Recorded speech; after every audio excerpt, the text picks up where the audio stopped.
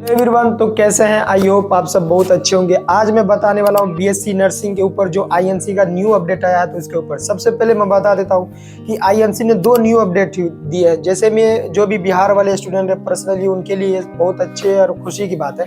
पहले क्या होता था, जब आप पढ़ाई करते थे बीएससी नर्सिंग में एडमिशन लेने के बाद, तो 4th सेमेस्टर तक में आपका पूरा सेमेस्टर क्लियर होना चाहिए, तब आप 4th सेमेस्टर के बाद आगे 5th सेम में प्रेजेंट हो पाओगे या फिर 5th सेम तक का एग्जाम दे सकते थे। लेकिन अब ये चीज़ को हटा दिया है। फिर 6th सेम आया था, यानी जब आपका 1 2 से 5 सेम पूरा क्लियर होगा तभी आप 6th सेम में जा सकते थे।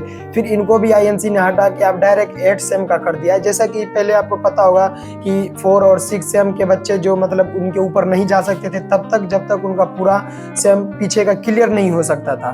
तो अब डायरेक्ट ये सबको हटा के डायरेक्ट कर दिया है 8th सेमेस्टर तक, यानी कि आप जो है 7th सेमेस्टर तक का भी अगर आपका सप्ली है तो वो पहले आप क्लियर करके तब 8 में आप बैठ सकते हो, जो कि पहले ये सब नहीं था।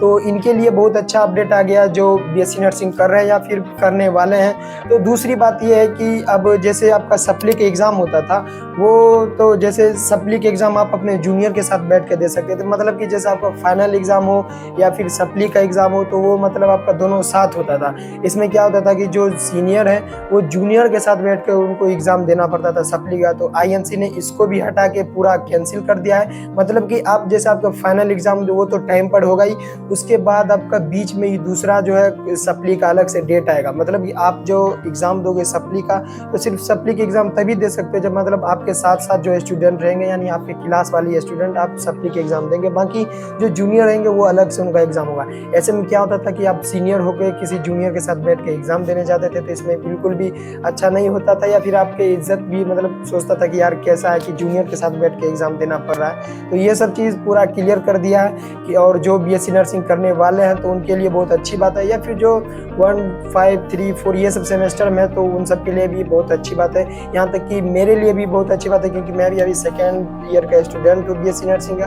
तो आप सबको पता होगा कि इसलिए बहुत सारे स्टूडेंट को इसमें फ़ायदा होगा कि हाँ, हमें बीएससी नर्सिंग अब करना चाहिए। क्योंकि पहले जो होता था तो उनमें बहुत स्टूडेंट को डिटेन कर दिया जाता था कि उनका सप्ली का एग्ज़ाम क्लियर नहीं होता था तो आगे प्रमोट नहीं किया जाता था।